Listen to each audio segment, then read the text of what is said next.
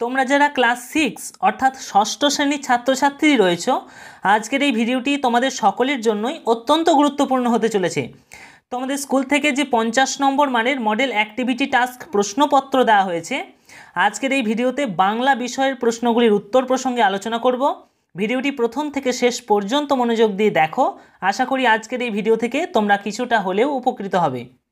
এখনই সাবস্ক্রাইব করে নাও Bangla tutor YouTube চ্যানেলকে। আমাদের দেওয়া নোটস, সাজেশনস এবং বিভিন্ন আলোচনামূলক ভিডিও নোটিফিকেশন সঠিক সময়ে পাওয়ার জন্য। এরপর আমরা চলে আসি ক্লাস 6 অর্থাৎ ষষ্ঠ শ্রেণীর ছাত্রছাত্রীদের জন্য যে 50 নম্বর মানের বাংলার মডেল অ্যাক্টিভিটি টাস্কের প্রশ্নপত্র দেওয়া হয়েছে তার উত্তরগুলির আলোচনায়। প্রথমেই একের দাগের একের প্রশ্ন দেওয়া হয়েছে, ভর দুপুরে কবিতায় শুকনো খড়ের আটি রয়েছে। এটি সঠিক উত্তর হবে নৌকার খোলে, ঘয়েরটা। এটি বাংলা বইয়ের তোমরা 2 নম্বর পাতায় কিন্তু এই উত্তরটি পেয়ে যাবে, অর্থাৎ পেজ নম্বর 2। এরপর চলে আসি একের দাগে 2-এর বলা হয়েছে, দেখো তাকে আসতে বলবে কাল। আসতে বলা হয়েছে, এখানে খয়েরটা হবে সঠিক, অভিমন্যু সেনাপতিকে আসতে বলা হয়েছে। এটিও তোমরা বাংলা বইয়ের 7 নম্বর পৃষ্ঠায় কিন্তু উত্তরটি পেয়ে যাবে। এরপর চলে আসি একের দাগে 3, এখানে বলা হয়েছে আকাশে নয়ন তুলে দাঁড়িয়ে রয়েছে। এখানে সঠিক উত্তর হবে ঘয়েরটা পাইন গাছ। এই উত্তরটি তোমরা বাংলা বইয়ের 16 নম্বর পৃষ্ঠায় পেয়ে যাবে। চলে আসি পরের একের দাগে 4-এর বলা হয়েছে যেতে পারি কিন্তু কেন যাব। কাব্যগ্রন্থটির রচয়িতা হলেন, গয়েরটা হবে সঠিক, কবি শক্তি চট্টোপাধ্যায়। এটি তোমরা বাংলা বইয়ের 21 নম্বর পৃষ্ঠায় কিন্তু পেয়ে যাবে। চলে আসি পরের একের দাগের 5-এর বলা হয়েছে পূর্ববঙ্গের মাহুতের ভাষায় মাইল শব্দের অর্থ হলো, খয়েরটা হবে সঠিক সাবধান। এরপর আমরা চলে আসি 2-এর দাগের প্রশ্নগুলির উত্তর প্রসঙ্গে আলোচনায়। এখানে 2-এর দাগে 10টি প্রশ্ন দেওয়া হয়েছে এবং প্রত্যেকটি প্রশ্নের মান কিন্তু 1। এখানে বলা হয়েছে খুব সংক্ষেপে উত্তর দাও। চলে আসি 2-এর দাগের প্রথম প্রশ্ন। 2-এর দাগের 1-এর প্রশ্ন, ও তো প্রতীকজনের ছাতা। প্রতীকজনের ছাতা কোনটি? উত্তর লিখব, গ্রীষ্মের দুপুরে অশ্বত্থ গাছ তার শাখা প্রশাখা বিস্তার করে ক্লান্ত প্রতীক্ষের ছায়া ঘেরা আশ্রয় প্রদান করে। এ কারণেই কবি নীরেন্দ্রনাথ চক্রবর্তী অশ্বত্থ গাছকে প্রতীকজনের ছাতা বলেছেন।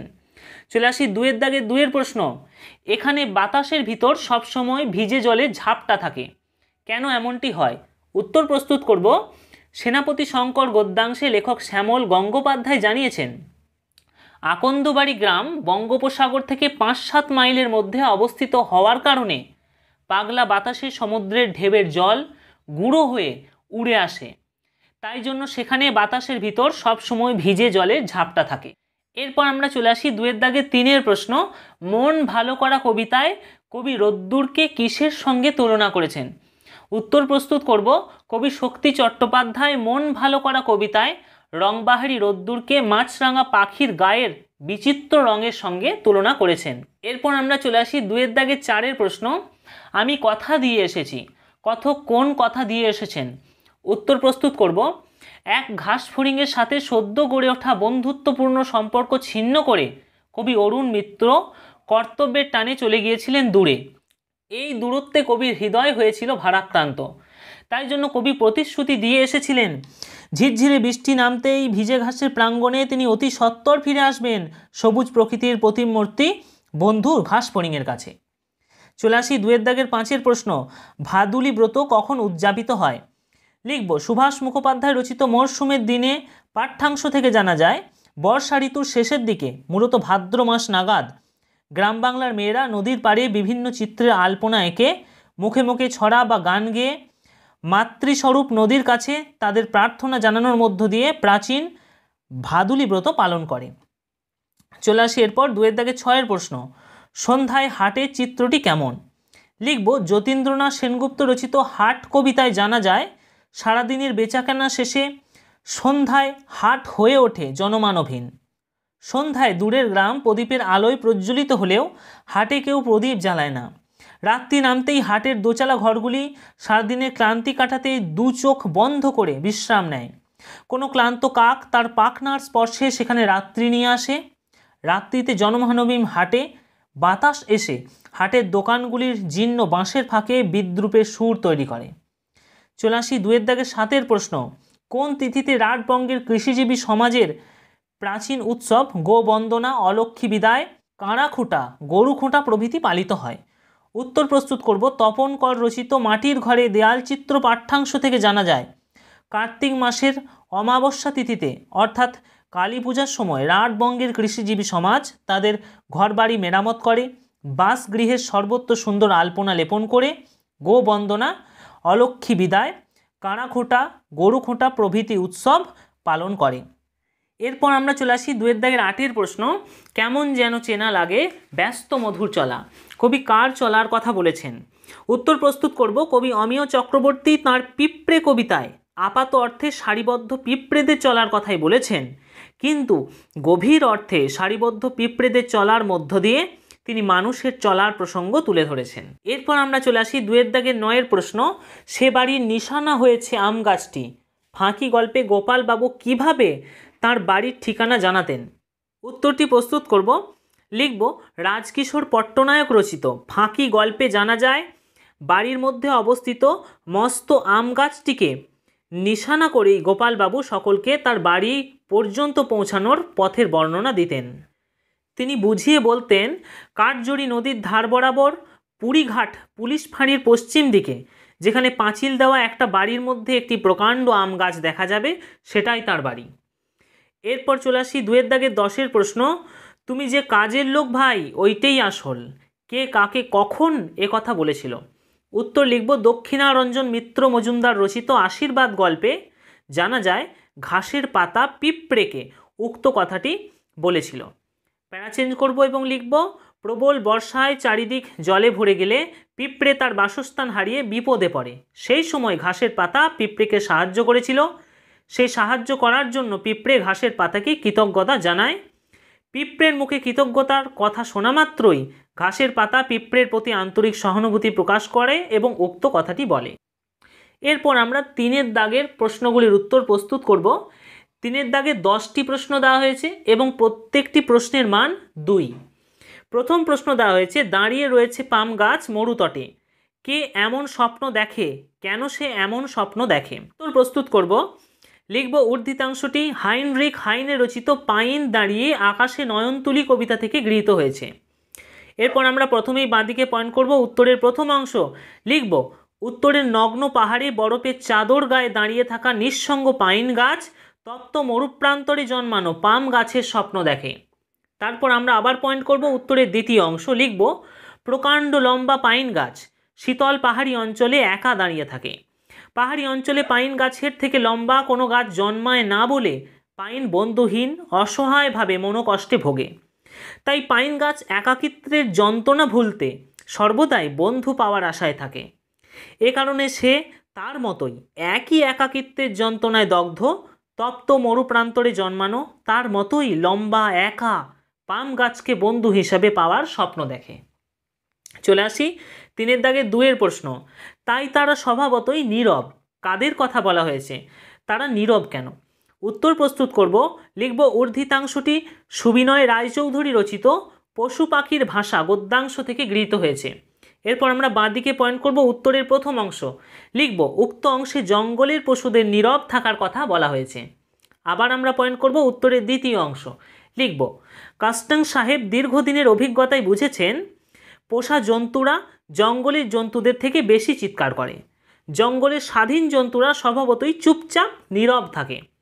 জঙ্গলে পশুদের সর্বদা প্রাণ বাঁচিয়ে চলতে হয়, তাই জন্য প্রাণীর আক্রমণের হাত থেকে বাঁচার জন্য জঙ্গলের পশুরা চিৎকার করে না, জঙ্গলে তাদের নীরবভাবে দিন কাটাতে হয়।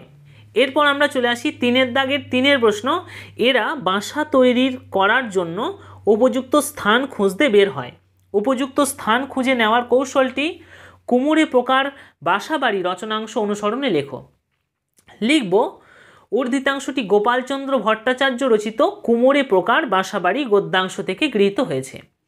এরপর আমরা প্যারা চেঞ্জ করব এবং লিখব ডিম পাড়ার সময় হলেই কুমোরে পোকা বাসা তৈরির জন্য উপযুক্ত স্থান খোঁজে। 2-4 দিন ধরে ঘুরে ফিরে উপযুক্ত স্থান পেলেই বারবার স্থানটি পরীক্ষা করে বাসা তৈরির সিদ্ধান্ত নেয়। তারপর 40 থেকে 50 গজ দূরে উড়ে গিয়ে নরম মাটি নিয়ে আসে। মাটি সংগ্রহের সময় মাটির উপর ঘুরে ফিরে তারা মাটির গুণগত মান দেখে নেয়। তারপর ভিজে মাটি তুলে চোয়ালের সাহায্যে মটর দানার মতো গোল করে সেই মাটি মুখে করে নিয়ে উড়ে যায়। বাসা তৈরির স্থানে সেই মাটি মুখের সাহায্যে চাপ দিয়ে অর্ধচন্দ্রাকারভাবে বসিয়ে দেয়। এভাবেই ক্রমাগত ডেলার পর ডেলা মাটি এনে কুমোরে পোকা অত্যন্ত যত্ন সহকারে মনের মতো বাসা তৈরি করে। চলে আসি 3 দাগের 4 প্রশ্ন। ধান কাটার পর একেবারে আলাদা দৃশ্য, মরশুমের দিনে গদ্যাংশ অনুসরণে সেই দৃশ্যের বর্ণনা করো। লিখব, সুভাষ মুখোপাধ্যায় মরশুমের দিনে গদ্যাংশে জানিয়েছেন, ধান কাটার পরবর্তী মুহূর্তে গ্রীষ্মের আগমনে চারিদিক রুক্ষ শুষ্ক হয়ে ওঠে। সে সময় সূর্যের তেজে পৃথিবী ঝলসে যায়। যত দূর দৃষ্টি যায় মাটি রুক্ষ শুকনো হয়ে ওঠে। কঙ্কালসার মাঠের আলগুলো পড়ে থাকে বুকের হাড় পাঁজরের মতো। পায়ে পায়ে মাঠের ভেতর থেকে গ্রামে যাওয়ার রাস্তা তৈরি হয়। আকাশের রং তখন তাম্রবর্ণ ধারণ করে এবং রোদের দিকে তাকানো যায় না। গরুর গাড়ির চাকা ও মানুষের পায়ের মিশ্রণে মাটির ডেলাগুলি ভেঙে ধুলোয় পরিণত হয়। রৌদ্রের প্রখরতা বাড়ার সঙ্গে সঙ্গে মাটি তেতে আগুন হয়ে ওঠে এবং মাঝে মাঝে হাওয়া আগুনের মতো হলকা দেয়। চারিদিকে জলের হাহাকার পড়ে যায়। এভাবেই মাঠের ধান কাটার পর প্রকৃতিতে আলাদা দৃশ্য দেখা যায়। চলে আসি 3 দাগের 5 প্রশ্ন। দিন ও রাতের পটভূমিতে হাটের চিত্র হাট কবিতায় কিভাবে বিবৃত হয়েছে তা আলোচনা করো। লিখব, যতীন্দ্রনাথ সেনগুপ্ত রচিত হাট কবিতায় দিন ও রাতের পটভূমিতে হাটের ভিন্ন ভিন্ন রূপ প্রকাশ পেয়েছে। প্রথম বাঁদিকে পয়েন্ট করব, দিনের বেলায় হাটের চিত্র। লিখব, হাটে দিনের বেলায় দূর দূরান্ত থেকে চেনা অচেনা একাধিক মানুষ আসে নানা প্রকার উদ্দেশ্য নিয়ে। তাদের কোলাহল মুখরতায় হাট হয়ে ওঠে জমজমাট। ক্রেতা বিক্রেতাদের দর কষাকষি, ফসলের গুণমান যাচাই, ফসল ক্রয় বিক্রয়ের এক বিরাট পর্ব চলে। এরপর আমরা আবার পয়েন্ট করব রাত্রিকালীন হাটের ছবি। লিখব, সন্ধ্যা নামতেই ধরা পড়ে বিপরীত ছবি। সারাদিনের বেচাকেনা শেষে সন্ধ্যার হাট হয়ে ওঠে জনমানবহীন। সন্ধ্যায় দূরের গ্রাম প্রদীপের আলোয় প্রজ্বলিত হলেও হাটে কেউ প্রদীপ জ্বালায় না। রাত্রি নামতেই হাটের দোচালা ঘরগুলি সারাদিনের ক্লান্তি কাটাতে দু চোখ বন্ধ করে বিশ্রাম নেয়। কোনো ক্লান্ত কাক তার পাখনার স্পর্শে সেখানে রাত্রি নিয়ে আসে। রাত্রিতে জনহীন হাটে বাতাস এসে হাটের দোকানগুলির জীর্ণ বাঁশের ফাঁকে বিদ্রূপের সুর তৈরি করে। এরপর আমরা চলে আসি 3 দাগের 6 প্রশ্ন। মাটির ঘরে দেয়াল চিত্র রচনায় সাঁওতালি দেওয়াল চিত্রের বিশিষ্টতা কিভাবে ফুটে উঠেছে। লিখব, তপন কর রচিত মাটির ঘরে দেয়াল চিত্র গদ্যাংশে জানা যায়, সাঁওতালরা দেওয়ালে জ্যামিতিক আকারের চিত্র রচনা করে। এই ধরনের চিত্রে চওড়া রঙিন ফিতের মতো সমান্তরাল রেখার ব্যবহারের পাশাপাশি চতুষ্কোণ ও ত্রিভুজাকৃতির নকশার বহুল প্রয়োগ লক্ষ্য করা যায়। চতুষ্কোণের ভেতর চতুষ্কোণ বসিয়ে কিংবা ত্রিভুজের ভেতর আরও ত্রিভুজ বসিয়ে নকশাকে আকর্ষণীয় করা হয়। বাড়ির চারপাশ ঘিরে থাকা মূল বেদিটিকে কালো রং করা হয়। তার সমান্তরালে চওড়া করে টানা হয় গেরুয়া রঙের একটি রেখা। আবার তার ওপর সমান ছাড় দিয়ে টানা হয় কালো রঙের সমান্তরাল রেখা।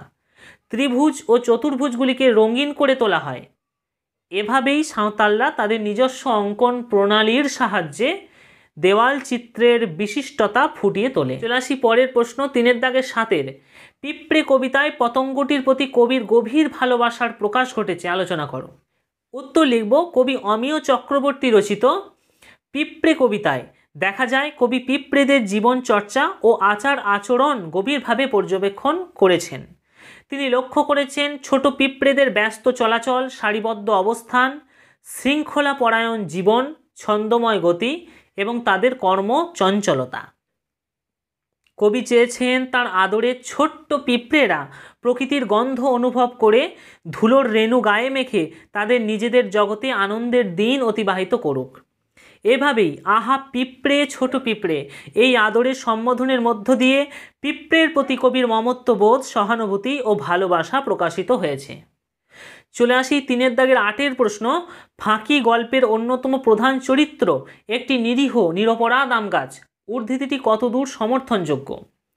লিখব, রাজকিশোর পট্টনায়ক রচিত ফাঁকি গল্পে দেখা যায় গোপালবাবুর বসানো আম গাছটির সাথে তার পরিবারের বন্ধুত্ব সুলভ সম্পর্ক গড়ে উঠেছিল। আম গাছটি ছিল তাদের বিপদ আপদের সঙ্গী ও পাখিদের নিরাপদ আশ্রয়স্থল। ফল, পাতা, কাঠ, ছায়া প্রদানকারী এই গাছটি প্রকৃতির রুক্ষতা থেকে তাদের রক্ষা করত। ক্রমে ট্রেঞ্চ খোঁড়ার ফলে গাছের গোড়া দুর্বল হয়ে যায়। উইপোকা গাছটিকে অর্ধেক খেয়ে ফেলে। এতে প্রবল ঝড়ের দাপটে একসময় গাছটি মৃত্যু মুখে ঢলে পড়ে।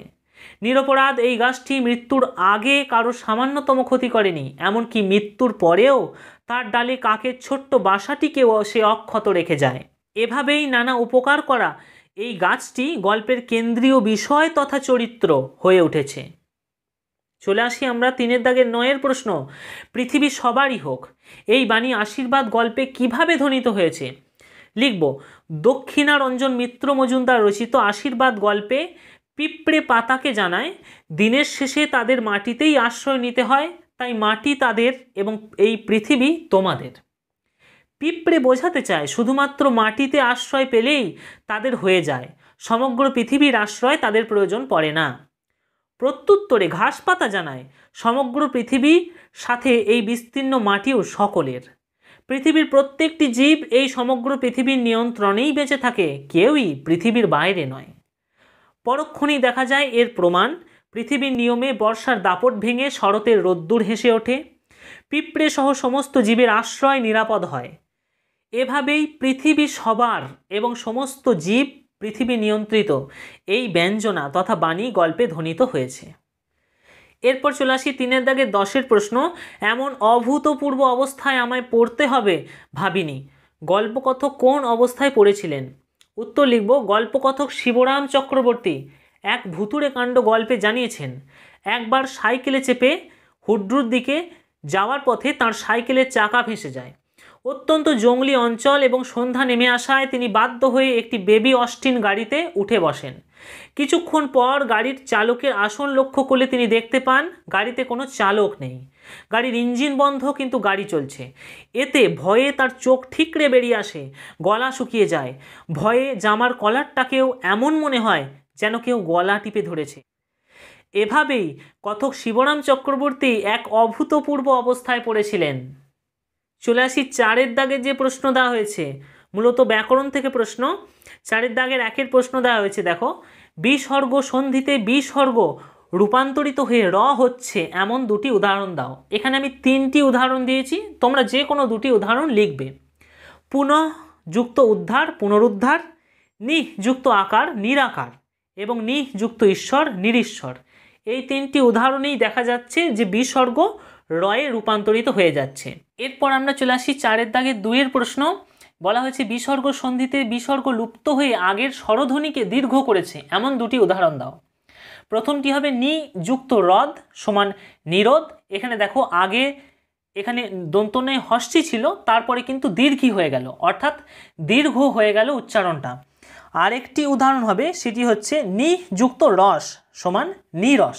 এই ক্ষেত্রেও কিন্তু তাই হলো, দন্তন্বয়ে হস্যি ছিল, সেটি কিন্তু দীর্ঘই হয়ে গেল। এরপর চলে আসি 4 দাগের 3 প্রশ্ন। উদাহরণ দাও জোর বাঁধা সাধিত শব্দ এবং শব্দখণ্ড বা শব্দাংশ জুড়ে সাধিত শব্দ। উত্তর এখানে দেখো, জোর বাঁধা সাধিত শব্দের উদাহরণ হবে জলযুক্ত খাবার জল খাবার, আর শব্দখণ্ড বা শব্দাংশ জুড়ে সাধিত শব্দ এর যে উদাহরণ হবে সেটি হচ্ছে নিচোযুক্ত তা, এখানে নিচতা, এটি কিন্তু উদাহরণ হবে। চলে আসি 4 দাগের 4। এখানে বলা হয়েছে সংখ্যাবাচক এবং পূরণবাচক শব্দের পার্থক্য কোথায়? উত্তর প্রস্তুত করব। সংখ্যাবাচক শব্দের সাহায্যে বিশেষ্য বা নামপদের সংখ্যাগত পরিমাণ নির্দেশ করা হয়। যেমন বাজার থেকে 1 বস্তা আলু কিনলাম, এখানে পরিমাণটা কিন্তু নির্দেশ করা হচ্ছে যে 1 বস্তা আলু। এরপর প্যারা চেঞ্জ করব এবং লিখব, অন্যদিকে পূরণবাচক শব্দের সাহায্যে বিশেষ্য বা নামপদের সংখ্যাগত অবস্থান বা ক্রম নির্দেশ করা যায়। যেমন প্রতিযোগিতায় রাম 4র্থতম বালক। এরপর 4 দাগের 5 এখানে বলা হয়েছে সন্ধি বিচ্ছেদ করো নিরঙ্কুশ। এটি সন্ধি বিচ্ছেদ হবে নিঃ যুক্ত অঙ্কুশ, নিরঙ্কুশ। চলে আসি 5 দাগের। এখানে বলা হয়েছে 5 দাগের 1 দেখো, শব্দজাত অনুসর্গগুলিকে বাংলায় কয়টি শ্রেণীতে ভাগ করা যায় ও কি কি? উত্তর হবে, বাংলা ব্যাকরণ অনুসারে বাংলা শব্দজাত অনুসর্গ বা বিশেষ্য অনুসর্গগুলিকে মূলত 3টি শ্রেণীতে ভাগ করা যায়, যথা প্রথম সংস্কৃত বা তৎসম অনুসর্গ, যেমন ব্যতীত। 2 নম্বর হবে খ বিবর্তিত বা রূপান্তরিত বা তদ্ভব অনুসর্গ যেমন সঙ্গে, এবং গ 3 নম্বর হবে দেশি বা বিদেশি অনুসর্গ যেমন বরাবর। চলে আসি 5-এর দাগে 2-এর উপসর্গের আরেক নাম আদ্য প্রত্যয় কেন?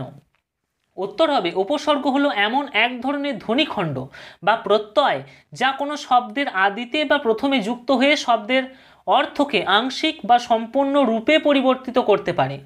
এই কারণেই উপসর্গকে শব্দের আদিতে বা প্রথমে অবস্থিত প্রত্যয় কিংবা সংক্ষেপে আদ্য প্রত্যয় বলে। চলে আসি 5-এর দাগে 3-এর ধাতু বিভক্তি বলতে কি বোঝো? উত্তর হবে ক্রিয়াপদের মূল অর্থাৎ ধাতুর সাথে যে সমস্ত শব্দখণ্ড যুক্ত হয়ে একটি সম্পূর্ণ ক্রিয়াপদ তৈরি করে তাদের ধাতু বিভক্তি বলা হয়। যেমন চল ধাতুর সাথে ও যুক্ত হয়ে চলো, এখানে চল ধাতুর সাথে ও বিভক্তি যোগ হয়ে একটি ক্রিয়াপদ তৈরি করেছে, তাই এখানে ও হলো একটি ধাতু বিভক্তি। চলে আসি এরপর 5-এর দাগে 4-এর প্রশ্ন, শব্দ যুগলের অর্থ পার্থক্য দেখাও। প্রথমটা আ তালব্যস্বয় আকার, তারপরটা আ দন্তস্বয় আকার, এবং আরেকটি দেওয়া হয়েছে স্বর্গ আর স্বর্গ এরকম। এখানে কয়েকটা, প্রথম আ তালব্যস্বয় আকার, এটার অর্থ হচ্ছে আকাঙ্ক্ষা, যেমন আমার খুব আশা একবার নীল সমুদ্র দেখব। আরেকটা হয়েছে আ দন্তস্বয় আকার, এর অর্থ হবে আগমন, যেমন দুর্গাপুজো প্রতি বছর আসে। এরপর দেওয়া হয়েছে স্বর্গ, এখানে প্রথম স্বর্গ, এর অর্থ হচ্ছে কাব্যের অধ্যায়, যেমন মেঘনাদবধ কাব্যে স্বর্গ সংখ্যা 9টি। আরেকটি স্বর্গ দেওয়া হয়েছে, এর অর্থ হচ্ছে দেবলোক, যেমন মহাদেব শিব স্বর্গের দেবতা। এরপর আমরা 5-এর দাগের 5-এর প্রশ্ন চলে আসি, বলা হয়েছে পদান্তর করো জগৎ এবং জটিল। কোনটা জগৎ, এটা হবে জাগতিক, এবং তারপর একটা খ জটিল, এটা হবে জটিলতা। এরপর চলে আসি 6-এর দাগের, এখানে বলা হয়েছে অনধিক 100 শব্দের মধ্যে অনুচ্ছেদ রচনা করো বাংলার উৎসব। আমরা প্রথমেই একটা টাইটেল করে নেব খাতার মাঝে বাংলার উৎসব এবং লিখতে শুরু করব। প্রথমে একটা কোটেশন দিয়ে আমরা লেখাটা শুরু করব। প্রতিদিন মানুষ ক্ষুদ্র, দিনও একাকী কিন্তু উৎসবের দিন বৃহৎ, এটি বলেছেন বলেন্দ্রনাথ ঠাকুর। এরপর আমরা লিখতে শুরু করব, প্যারা চেঞ্জ করে লিখব, সারাটি বছর ধরেই বাঙালির জীবনে উৎসবের সমারোহ লেগেই থাকে। বাঙালি সংস্কৃতিতে উৎসব একটি অপরিহার্য অঙ্গ। দৈনন্দিন কর্মমুখর জীবনে পরিশ্রমে ক্লান্ত বাঙালি মুক্তির স্বাদ পেতে বছরের বিভিন্ন সময় বিভিন্ন ঋতুতে ডুবে যায় উৎসবের মধ্যে। বিষয় অনুসারে বাঙালি উৎসব মূলত ক ধর্মীয় উৎসব, খ সামাজিক বা পারিবারিক উৎসব, গ ঋতু উৎসব এবং ঘ হচ্ছে জাতীয় উৎসব। অর্থাৎ বাঙালি এই 4 ভাবে উৎসব পালন করে। বাঙালিরা প্রধান প্রধান ধর্মীয় উৎসবের মধ্যে ঈদ, দুর্গাপুজো, মহরম, শবে বরাত, দীপাবলি, সরস্বতী পূজা, লক্ষ্মী পূজা, বিশ্বকর্মা পূজা প্রভৃতি উৎসবগুলি মহা সমারোহে পালন করে। সামাজিক উৎসব হিসাবে বাঙালি পালন করে জামাই ষষ্ঠী, ভাতৃদ্বিতীয়া, রাখি বন্ধন। পারিবারিক উৎসবের মধ্যে বিবাহ, অন্নপ্রাশন ইত্যাদি বহুবিধ উৎসব পালিত হয়। নতুন ঋতুর আগমনকেও বাঙালি উৎসবের মধ্য দিয়ে স্বাগত জানায়। বাংলার ঋতু বৈচিত্র্যের উৎসবগুলির মধ্যে নবান্ন, পৌষ পার্বণ, দোলযাত্রা, নববর্ষ মহা সমারোহে পালিত হয়। এছাড়াও ভারতের ইতিহাসের গৌরবময় দিনগুলিকে স্মরণ করেও বাঙালি উৎসব উদযাপন করে, যেমন স্বাধীনতা দিবস, প্রজাতন্ত্র দিবস, রবীন্দ্র জয়ন্তী, নজরুল জয়ন্তী, নেতাজি জয়ন্তী ইত্যাদি। এভাবেই বাঙালি সংস্কৃতিতে জুড়ে আছে 12 মাসে 13 পার্বণ। বাঙালির উৎসব সম্পর্কে এই উক্তিটি তাই যথার্থ। এখানেই শেষ হলো ক্লাস 6 ছাত্রছাত্রীদের জন্য যে 50 নম্বর মানের মডেল অ্যাক্টিভিটি টাস্কের প্রশ্নপত্র দেওয়া হয়েছে বাংলা বিষয়ের উত্তরগুলি প্রসঙ্গে আলোচনা। যাদের এই আলোচনা অর্থাৎ লেখাগুলি ভালো লাগলো অবশ্যই লাইক করবে, বন্ধুদের মধ্যে অবশ্যই এই ভিডিও শেয়ার করতে পারো, কমেন্ট বক্সে তুমি তোমার মতামত জানাতে পারো, এবং যারা চ্যানেলে নতুন তারা চ্যানেলটিকে সাবস্ক্রাইব করতে পারো এই ধরনের আরও সুন্দর ভিডিও পাওয়ার জন্য।